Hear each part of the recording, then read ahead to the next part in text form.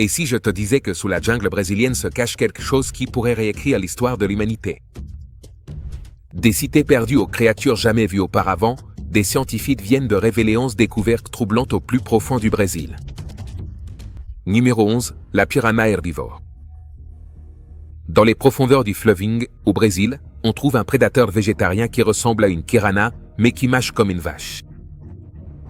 Lors d'une expédition en Amazonie, les scientifiques sont tombés sur le Milhoplus sauron, un parent herbivore de la redoutable piranha.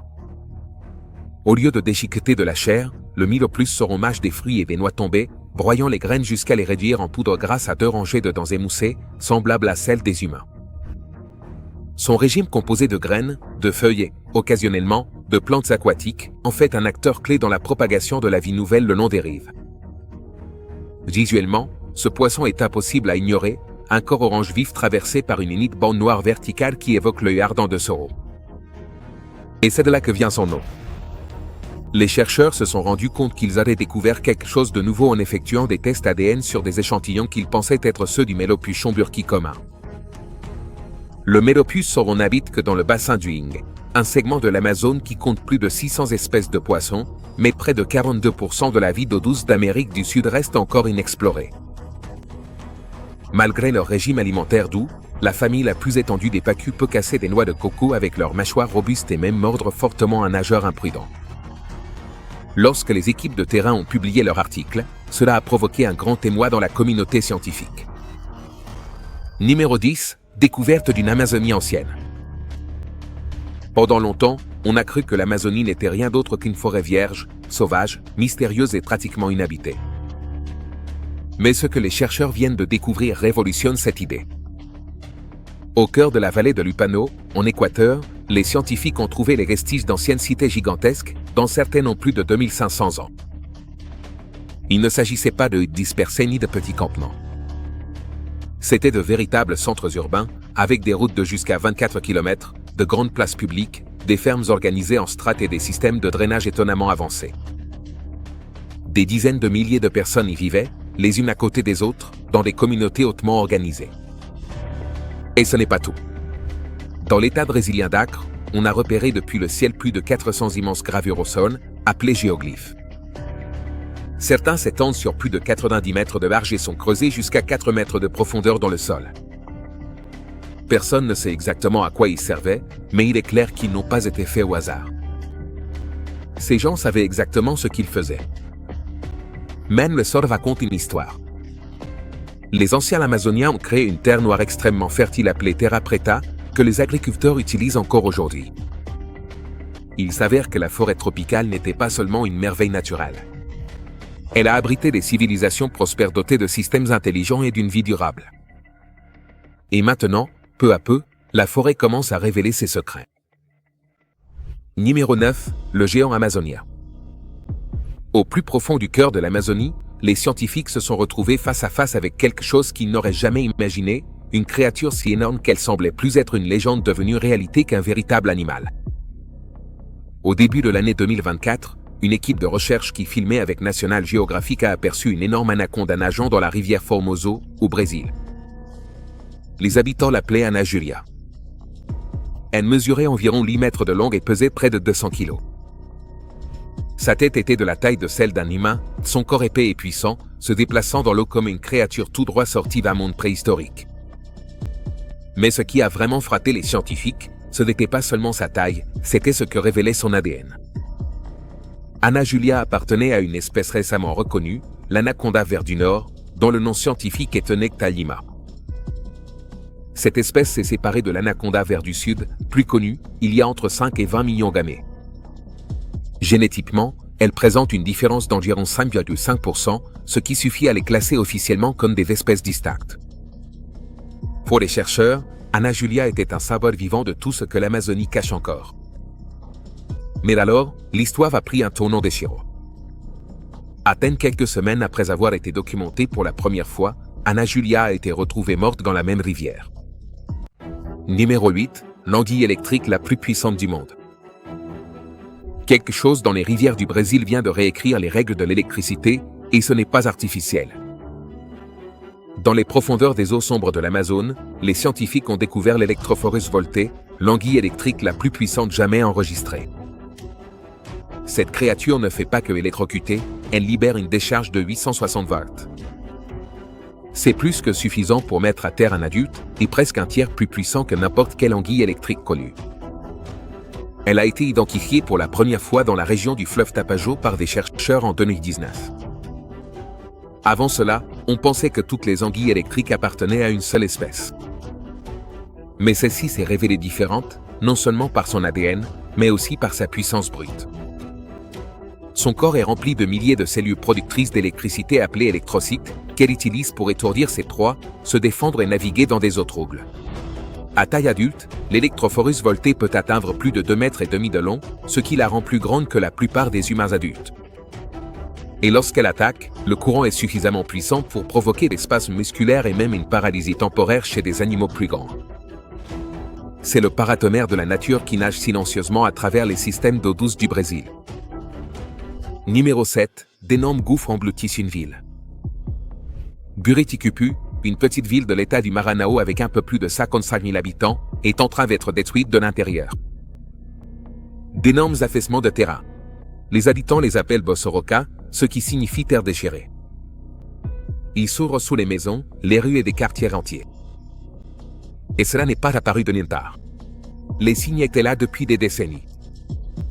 Au cours des 30 dernières années, la déforestation incontrôlée, le sol sablonneux et meuble, la mauvaise planification urbaine et les fortes pluies ont créé la tempête parfaite. Ce qui avait commencé comme de simples fissures inoffensives dans le sol s'est transformé en canyon profond et dangereux. Certaines sont si larges qu'elles pourraient engloutir un autobus. D'autres s'étendent sur des pâtés de maisons entiers. En ce moment, plus de 1200 personnes vivent dans la peur constante que le prochain grand trou ne s'ouvre sous leur maison. La ville a déclaré l'état d'urgence, mais les autorités ont admis qu'elles n'ont tout simplement pas l'argent, les outils ni le personnel pour réparer la situation. Lucas Quesesao, secrétaire aux travaux publics de Buriticupu, a déclaré qu'ils avaient besoin d'aide extérieure pour reloger les familles et éviter d'autres dégâts. Numéro 6. Le serpent pénis. Dans les eaux troubles du fleuve Madeira, au Brésil, des scientifiques ont redécouvert une créature si étrange qu'elle ne semble même pas réelle. Son nom est Atrotoshoana ezelti, mais la plupart des gens la connaissent sous son surnom, le serpent pénis. Et oui, elle ressemble exactement à ce que son nom suggère. Mais derrière ce nom se cache un mystère biologique qui fascine et déroute complètement les scientifiques. Cet amphibien sans membre peut atteindre jusqu'à 81 cm de long et détient le record du plus grand tétrapode sans poumon collu. C'est ça, elle n'a pas de poumon. À la place, elle respire entièrement par la peau, une stratégie de survie rare et risquée, surtout dans les eaux chaudes et à faible courant, où les niveaux d'oxygène sont plus bas. Rien que cela remet en question ce que les scientifiques pensaient savoir sur les créatures dépourvues de poumons. À l'origine, on ne la connaissait qu'à partir de 2 spécimens conservés, mais en 2011, des ouvriers du bâtiment ont trouvé plusieurs individus vivants en construisant un barrage en Amazonie. Cette découverte accidentelle a soulevé de nombreuses questions sur l'habitat de cette espèce, sa survie et son alimentation. Les chercheurs pensent qu'elle se nourrit probablement de petits poissons et d'invertébrés. Numéro 5. Les tortues marines en voie de rétablissement. Il n'y a pas si longtemps, la baie de Guanabara était considérée comme une cause perdue. Ces eaux étaient saturées d'eaux usées, les déchets flottaient sur les côtes et les tortues marines qui y vivaient survivaient à peine. Mais aujourd'hui, quelque chose d'extraordinaire est en train de se produire. En 2022, les chercheurs ont découvert qu'environ 3 tortues marines sur 4 dans la baie souffraient de fibropapillomatose, une maladie brutale qui provoque la croissance de tumeurs sur les yeux, les nageoires et les organes internes. Beaucoup de tortues ne pouvaient ni voir, ni nager, ni se nourrir correctement. Elles étaient vivantes, mais à peine. Aujourd'hui, la transformation est indéniable. Après un effort de nettoyage de 2 milliards de réaux, la baie de Guanabara respire enfin à nouveau. Grâce au nouveau système de traitement de l'eau, plus de 82 millions de litres d'eau usée sont empêchés d'atteindre la baie chaque jour. Et les tortues? Elles sont en train de se rétablir. Des scientifiques de l'Université fédérale Fluminense ont suivi leur progression grâce à des analyses sanguines et des scans biométriques. Des chercheurs de l'Université fédérale de Rio ont analysé les plages de la ville pendant 1 an. Numéro 4. Invasion du poisson-lion venimeux. Un prédateur étranger a discrètement fait irruption sur la côte brésilienne et non seulement y survit, mais il est en train de s'en emparer. Dans les eaux chaudes du nord-est du Brésil, le poisson-lion, éclatant, épineux et dangereusement magnifique, se propage rapidement. Originaire de l'Indo-Pacifique, il a été aperçu pour la première fois près de Fernando de Noronha en 2014. Pendant des années, le débit massif de l'Amazone l'a tenu à l'écart. Mais en 2020, cette barrière naturelle a été franchie. Maintenant, ils apparaissent là où ils ne devraient pas être. Ce qui rend le poisson-lion si dangereux, ce ne sont pas seulement ses épines venimeuses, même si une seule piqûre peut provoquer une douleur intense, un gonflement et même des complications dans certains cas. C'est l'agressivité avec laquelle il se reproduit et se nourrit. Une seule femelle peut libérer jusqu'à 2 millions d'œufs par an. Ils grandissent rapidement, mangent sans arrêt et n'ont pas de véritables prédateurs dans ces eaux. Cela signifie qu'ils dévorent sans contrôle les espèces locales des récifs, plus de 50 types de poissons et de crustacés, dont beaucoup sont essentiels pour l'écosystème et l'économie du Brésil. Des chaînes alimentaires entières sont en train d'être bouleversées. Les petites communautés de pêcheurs commencent à ressentir la perte. Pour lutter contre ce fléau, des scientifiques et des plongeurs ont lancé des programmes d'éradication. Dans certaines régions, la rascasse golante est chassée, servie dans les restaurants et même intégrée dans des campagnes alimentaires locales. Numéro 3, les crapauds citrouilles du Brésil sont de très mauvais sauteurs. Cet animal se projette en l'air comme s'il savait exactement ce qu'il faisait, puis il perd instantanément le contrôle et s'écrase au sol dans une petite roulade maladroite. Ce n'est pas une blague, c'est juste une journée ordinaire dans la vie du crapaud citrouille du Brésil. Ces minuscules grenouilles orange fluo, pas plus grandes qu'un omble, vivent au cœur de la forêt atlantique. Et même si leur couleur éclatante inspire confiance, leur saut prouve tout le contraire. Les scientifiques ont récemment découvert pourquoi ces grenouilles sont si mauvaises en saut, et cela n'a rien à voir avec la paresse. Le véritable problème se trouve dans le crâne du crapaud citrouille, plus précisément dans son oreille interne. La partie de l'oreille responsable de l'équilibre et du mouvement, appelée les canaux semi-circulaires, est étonnamment petite. En fait, ce sont les plus petits jamais enregistrés chez l'invertébré adulte. Cela signifie que lorsque la grenouille saute, elle ne peut pas percevoir correctement la position de son corps dans les airs. Alors, au lieu d'un atterrissage en douceur, elle s'agite, tourne dans tous les sens et tombe souvent sur le côté ou sur le dos. Et Nokia ? Elle n'essaie même pas de se redresser. Mais la nature équilibre toujours les choses. La peau brillante du crapaud avertit les prédateurs de sa toxicité. Certaines espèces possèdent même de minuscules plaques osseuses sous la peau qui font office d'armure intégrée. Donc, même s'il est le pire sauteur du règne animal, il n'est pas sans défense. Numéro 2, d'horribles rituels anciens. Toutes les tombes de l'Amazonie ne sont pas paisibles. Certaines renferment des secrets qui ressemblent plus à des cauchemars qu'à de l'histoire. Dans une grotte appelée Lapa do Santo, les archéologues ont trouvé des restes humains datant de plus de 9500 ans. Mais ce qui est vraiment choquant, c'est la façon dont ces personnes ont été enterrées. Il manquait les mains d'un squelette, mais elles étaient toujours là.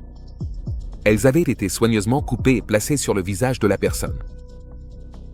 D'autres ont été décapitées, démembrées, et même écorchées. Il ne s'agissait pas de violence aléatoire. C'était un rituel délibéré, répété et profondément significatif pour ceux qui l'accomplissaient. Si l'on se dirige vers le nord, dans la région de Maraca, les choses deviennent encore plus étranges. Les archéologues ont découvert des urnes funéraires en forme de figures humaines. Certaines contenaient des cendres scellées à l'intérieur. Elles ne servaient pas seulement à conserver des restes. On honorait les morts en les recréant dans l'argile. Visage, membres, posture. Tout y était, presque comme s'ils offraient à leurs proches un second corps pour l'au-delà. Et ce qui est curieux, c'est que tout cela n'est pas seulement de l'histoire ancienne.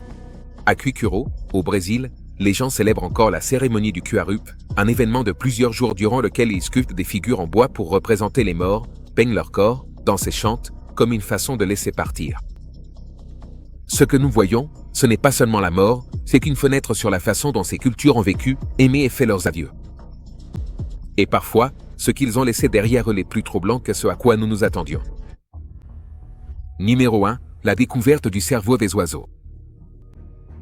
Dans les paysages arides du sud-est du Brésil, des chercheurs ont découvert le crâne, vieux de 80 millions d'années, d'un minuscule oiseau, désormais appelé Navaornis estia. Il a été trouvé dans la formation adamantine et pourrait être l'un des fossiles de cerveau d'oiseaux les plus importants jamais découverts. Pourquoi? Parce qu'il saisit l'évolution en plein milieu d'une transformation radicale. Après avoir scanné numériquement le crâne, les scientifiques se sont rendus compte que Navaornis présentait un mélange de caractéristiques, certaines ressemblant à celles des oiseaux modernes et d'autres encore ancrées dans le passé. Son cerveau, la partie du cerveau liée à la résolution de problèmes et à l'apprentissage, était exceptionnellement grand pour son époque. Cela suggère que ce petit oiseau aurait pu être plus intelligent et conscient que ses cousins ancestraux. Mais il y avait un problème. Son cervelet, la région qui contrôle l'équilibre et la coordination, n'était pas encore complètement développée. Cela signifie qu'il pouvait probablement voler, mais pas avec la précision des oiseaux que nous connaissons aujourd'hui. Encore plus surprenant, la structure de son oreille interne était déjà assez avancée, ce qui indique une meilleure perception spatiale et une plus grande stabilité en vol. Ce crâne unique comble une lacune de 70 millions d'années dans le registre fossile et offre aux chercheurs une perspective rare sur la façon dont les cerveaux des oiseaux ont évolué à partir de leurs ancêtres dinosaures. Navaornis estia était peut-être petit, mais son cerveau ouvrait la voie à quelque chose de bien plus grand. On se retrouve dans